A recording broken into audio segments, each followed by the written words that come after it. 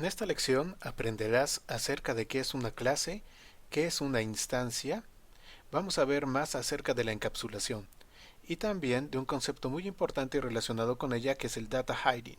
También conoceremos en qué consiste un accessor y un mutator. ¿Qué tal? Bienvenidos a esta lección donde vamos a ver más temas acerca de la programación orientada a objetos. Les recuerdo que estamos viendo los temas de manera básica para posteriormente ir viendo cada uno de ellos a mayor profundidad y que también este curso se recomienda que se lleve a cabo junto con el curso de programación orientada a objetos en C Sharp para tener ambas partes, la parte teórica y de conocimiento orientado a objetos y la parte técnica y ya funcional como tal de la programación en un lenguaje.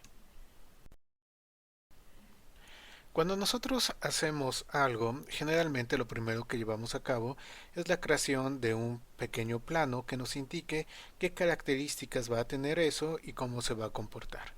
De igual forma, cuando nosotros vamos a llevar a cabo la creación de objetos en nuestro programa, tenemos que definir una clase. Y la clase va a ser como una especie de plano a partir del cual nosotros vamos a construir el objeto. Es decir, que en la clase yo voy a decir cuáles son los atributos que debe de llevar, es decir, cuántos datos voy a estar colocando ahí y también voy a indicar adentro de la clase cómo van a funcionar los métodos que tendrá el objeto. Una vez que yo ya tengo la clase, entonces ya puedo crear el objeto o los objetos que yo necesite. Esto es útil, ¿por qué? Porque me está ayudando a tener reutilización de código, porque muchos objetos pueden ser construidos a partir de una misma clase. Esto significa que yo solamente voy a programar una sola vez y puedo tener múltiples objetos que tengan esas características. Digamos que yo voy a tener varios empleados, entonces creo una clase y dentro de esa clase yo voy a colocar los atributos como nombre, identificación del empleado, puesto, salario, etcétera. Y también, bueno, las actividades que va a llevar que vendrían a ser los métodos. Una vez que yo ya tengo definida la clase con todo eso, simplemente creo el objeto empleado 1, empleado 2, empleado 3 o la cantidad de empleados que yo necesite. Eso es algo muy importante. Podemos crear muchos objetos a partir de una misma clase. Y cada uno de esos objetos va a tener sus propios atributos y su propio ciclo de vida. Entonces cada uno de esos objetos puede guardar información diferente adentro de cada uno de esos atributos. Bueno, la clase cuando yo la estoy definiendo también se puede ver como si fuera un tipo de alto nivel o como si fuera un tipo definido por el programador, ya que yo puedo crear objetos a partir de esa clase. Es como si estuviera creando mi propio tipo, así como nosotros tenemos el tipo int, double o booleano o el que ustedes deseen.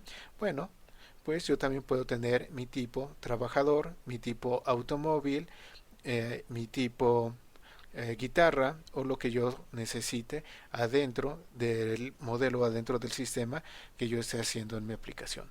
Entonces la clase también como tal es como si creara un tipo definido por el programador o un tipo de dato de alto nivel.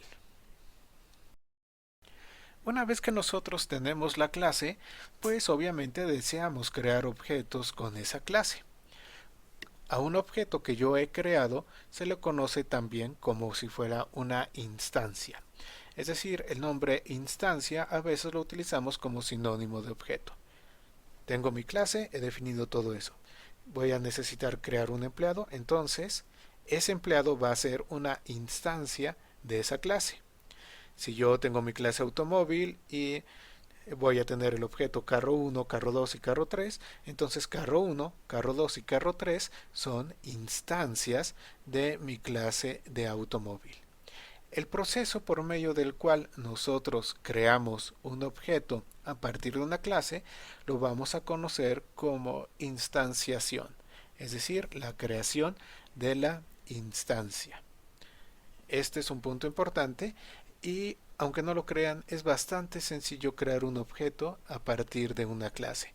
Esto va a variar dependiendo del lenguaje de programación que estén utilizando, pero la instanciación en sí es algo muy fácil que nosotros podemos hacer. Ya hemos hablado que el objeto como tal va a contener sus atributos y va a contener también a los comportamientos. Bueno, esta acción en la cual nosotros estamos combinando los atributos y los comportamientos adentro de una entidad, es decir, adentro de un objeto, es lo que conocemos como encapsulación. Es decir, estamos creando una cápsula, el objeto, véanlo como si fuera una cápsula, en la cual tenemos datos y tenemos comportamientos sobre esos datos. Entonces, este es el concepto de encapsulación. Y si recuerdan cuando lo vimos en la primera lección, dijimos que este es uno de los pilares de la programación orientada a objetos. Entonces, la capacidad que nosotros tenemos de unir nuestros datos y esos comportamientos adentro de una sola entidad es sumamente importante y es lo que conocemos como encapsulación. Y cuando llevemos a cabo la programación de sistemas orientados a objetos, entonces es sumamente importante que nosotros hagamos uso de la encapsulación siempre. Es un pilar de la programación orientada a objetos. El concepto no es complicado, pero sí tenemos que tener cuidado para poderlo llevar a cabo de la forma correcta. Cuando nosotros estamos encapsulando, estamos protegiendo del exterior tanto a los comportamientos como a los atributos que tenemos. ¿Por qué?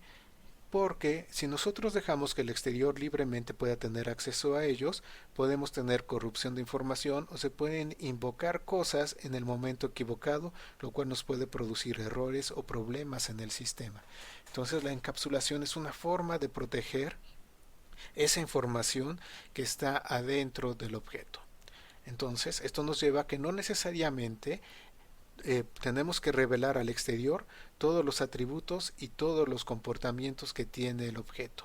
Solamente debemos demostrar al exterior aquellos con los que otros objetos van a interactuar. Y todo aquello que no vaya a ser utilizado por el exterior o que el exterior no tenga por qué saber que existe o por qué saber que ahí está, bueno, tiene que quedar en el interior del objeto encapsulado y oculto del exterior. ¿Cómo vamos a llevar a cabo esta parte de poder presentar algo al exterior o poder ocultar otra? Bueno, haciendo uso de los accesos.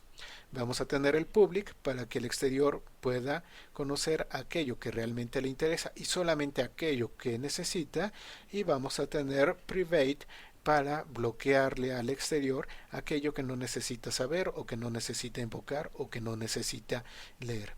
Entonces, la encapsulación es como tal conceptualmente muy sencilla, pero sí tenemos que cuidarla cuando nosotros estemos haciendo el diseño de nuestro sistema. Tenemos realmente que ver qué sí vamos a presentar al exterior y qué no vamos a presentar al exterior. Esto que les he comentado de restringirle el acceso al exterior a cosas que estén adentro del objeto, precisamente para proteger al mismo objeto y proteger esa información, se le conoce como data hiding, es decir, estamos escondiendo los datos, estamos restringiendo el acceso y de esa manera solamente el exterior conoce aquello con lo que debe de trabajar y lo demás simplemente lo escondemos en el interior del objeto. Entonces, data hiding es utilizado para que nosotros podamos tener una encapsulación correcta y el diseño de nuestro sistema orientado a objetos sea pues lo más eficiente, lo más seguro posible. Muy importante el concepto de data hiding, que va de la mano con el concepto de la encapsulación. Otro punto importante acerca de data hiding es que nosotros debemos de mantener todos nuestros atributos como privados. Bueno, aquí, quizás les genere algo de problemas esto. Ok, si mantengo todos mis atributos como privados y alguien del exterior o algún otro objeto necesita cierta información, ¿cómo le va a hacer entonces para poder obtener esa información? Bueno, eso lo vamos a ver a continuación. Pero un punto muy importante de seguridad en programación orientada a objetos es que todos nuestros atributos deben de ser privados. Para poder resolver esto, nosotros vamos a hacer uso de un tipo de método especial que se conoce como accessor. Es decir, yo mantengo mis datos como privados. Al ser mis datos como privados, solamente el interior del objeto puede tener acceso a él. Pero entonces voy a crear un método público que el exterior puede invocar. Ese método se va a llamar accessor. Adentro de ese método, entonces yo puedo colocar código de seguridad para verificar que quien me está pidiendo la información es quien me debe de pedir la información y me lo pide de la forma correcta. El accessor entonces busca en el interior del objeto la información que necesita y le envía una copia al quien sea que haya invocado a ese accessor. De esta manera nosotros podemos permitir que el exterior de alguna manera tenga acceso a la información adentro del objeto, a ese atributo en particular, pero hacerlo de una manera segura. Entonces el accessor va a permitir el acceso a los datos internos del objeto y podemos colocar código de seguridad ahí adentro y regresar esa información de acuerdo a nuestras propias reglas. Es decir, no nada más llega un objeto del exterior y jala la información. Ok, ¿quieres la información? Te la voy a dar, pero te la voy a dar adentro de mis propias reglas. Ese es el trabajo del accessor. Y desde luego el accessor va a esconder cómo se obtuvo ese dato. No importa si fue una variable dentro del objeto, alguna combinación de variables, calculado de alguna forma, leído de algún archivo, eso va a quedar escondido para el exterior. El accessor es el que se encarga de hacerlo y simplemente regresa, pero no dice cómo se lleva a cabo. Ahora, el accessor nosotros lo podemos tener de muchas formas, dependiendo del lenguaje y dependiendo de qué es lo que nosotros queramos hacer. Bueno, una forma de hacerlo es por medio de funciones de interfase. Tenemos a los getters y los setters que posteriormente, bueno, los vamos a ir viendo. Y otra forma de accessor es por medio de las propiedades, que este es el mecanismo preferido por medio de C#. El exterior también puede invocar ciertos métodos, puede llevar a cabo el envío de mensajes para que el objeto lleve a cabo acciones, es decir, no solamente algún objeto tiene que comunicarse con otro para pedirle información, también puede comunicarse con otro para que lleve a cabo alguna acción o para que lleve a cabo algún comportamiento. Obviamente, cuando nosotros tenemos que el objeto está llevando a cabo una acción o un comportamiento, pues va a haber modificación en los valores contenidos adentro de sus atributos. Va a cambiar de estado.